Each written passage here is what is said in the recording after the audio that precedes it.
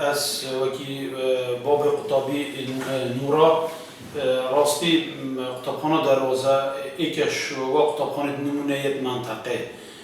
که راستی جیه شانازیه بومه که قطابخانه که هو نحکومی بتوکرین بومه اشتاکی گلکی باشه بومه و که منطقه بارزان دوره بارزان اشتاکی گلکی باشه قطابی استفاده که زور باشه به قطابخانه دیگه وکی قطابی من نورا گلک یعنی باور بگه سفی ایک بیا یعنی افصال صفا ایکی بیا و نچو بیا راوزش و زور صدا 95 فرقا کرد گلک باشه اسپاسیا قطابخانه دروازه که راستی قطابخانه که نمونه منطقه هم ناحیه پاکو خوینیه و ناحیه مامستاج و مامستای توش مامستای نمونه اینه مامستای باشن شاید نه اینا مامستای بیانی بن مامستای مد نافخو بار کشیانه تو گله یه بیانیش باشتره چون مامستای مد دوری یعنی اشتکی باشه هم بو دورش اشتکی باشه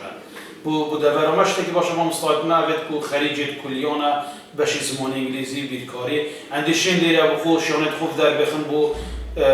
بو قطابیا بیشن و اشتکی گله که باشه سپاسیات کمو دستخوشی به قطابخانه